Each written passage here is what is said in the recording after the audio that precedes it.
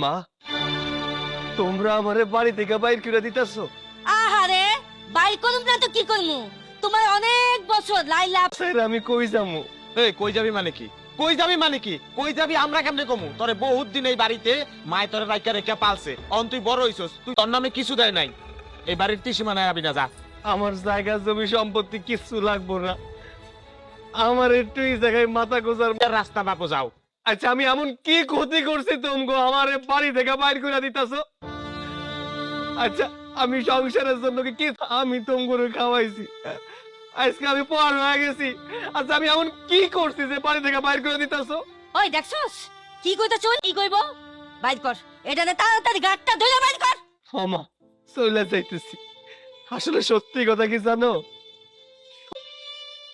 নিজের মায়ের মতো করে ভালোবাসছে, আর আজকে বাপ মরে যাওয়ার পরে তুমি আমার বাড়ি ছেড়ে বাইর করে দিতেছো। তাই আইনে দেওয়ার চেষ্টা করছি। আমি নিজে কোনোদিন এখনো বিয়ে পর্যন্ত করি নাই।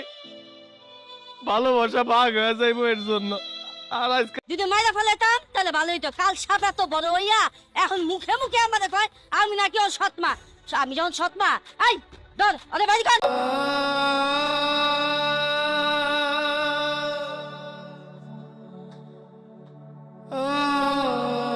থেকে বাইর করে দিছে আমার মা, আমার ভাই। কিন্তু তোমার মা ভাই তোমার বাড়ি থেকে যে বের করে দিল, ওইটা তো তোমারও বাড়ি। তোমার বাড়ি ছেড়ে তুমি কেন যাইবা? বাইর করে দিছে। আমারে কইছে আমার কোনো অধিকার নাই ওই বাড়িতে, যে বাড়িতে আমি ছোট থেকে বড় হইলাম।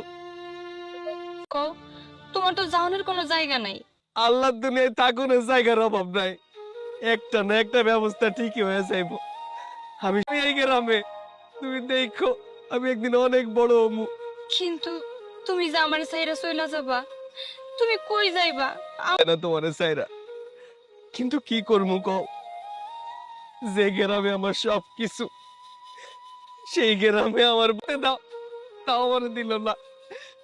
তুমি আমার জন্য একটু অপেক্ষা করো, আমি চলে আসো। আমি তোমার কাছে কোনোদিনও তোমার ভালোবাসে নাই, একদিন ঠিক না ঠিক তোমারে ঠকাবো। মিলছে আমার কথা? কাটা গায়ে নুনের চিটা দিও না। আমি যাই।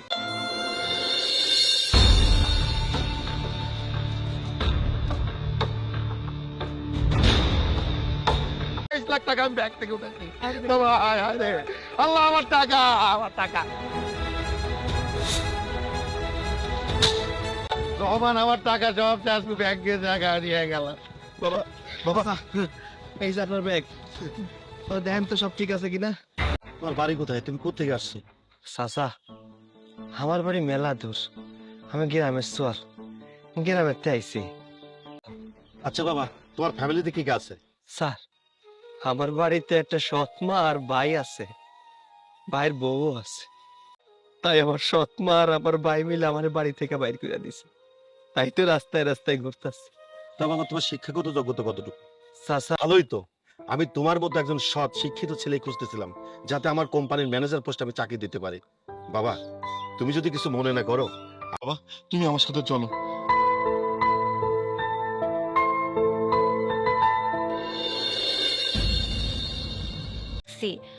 আসলে হয়েছে কি, বাড়ি থেকে বিয়ের জন্য অনেক চাপ দিতেছে।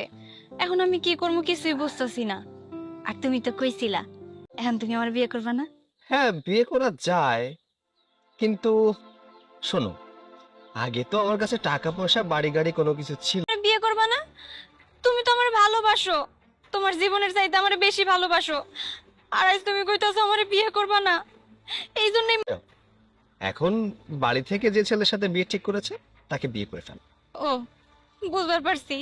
তার মানে সত্যি সত্যি তুমি আমার বিয়ে করে রাখবো না আমারে? আমার বাবা মা যে পোলার সাথে আমার বিয়ে ঠিক করছে, তুমি কি মনে করছো ওই পোলার আমি বিয়ে করবো? কোনোদিনও না। প্রয়োজন পড়লে আমি গলায় দড়ি। মানে হচ্ছে আমি তোমাকে বিয়ে করব। নাটক কইরো না। বিয়ে করবা মানে? মাত্রই কইছো তুমি আমার বিয়ে। তাহলে ডাকবো কাজী। আচ্ছা।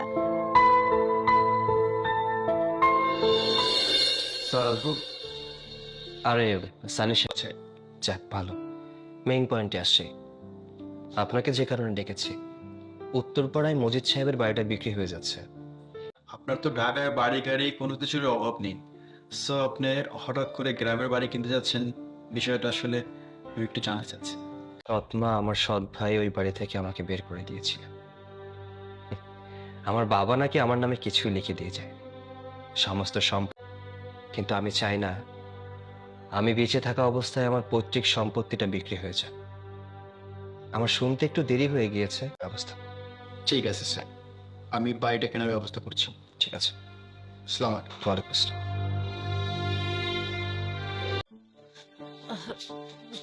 কি বাবাজি কি?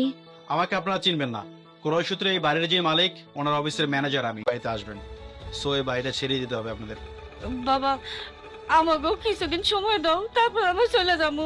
দেখুন, আমার পক্ষে অন্তত আমাদের 2টা দিন সময় দেন। 2টা দিনের ভিতরে আমরা কোনো একটা ব্যবস্থা করে নিব, কিন্তু হঠাৎ করে এসে বললে কিভাবে হবে ভাই?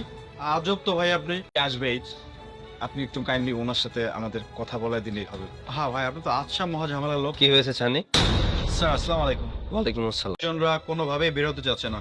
তারা বলতেছে আপনার স্যার যখন আসবে স্যারের সাথে কথা বলে বের হবো। আচ্ছা, তুমি চাও আমি কথা বলে নিচ্ছি। জি স্যার। অবাক হবারই কথা, যে ছেলেটাকে দূর দূর করে বাড়ি থেকে তাড়িয়ে দিয়েছিলে, সেই ছেলেটা আজ আপনার এরকম পরিবর্তন কিভাবে হলো? এটা তো অসম্ভব।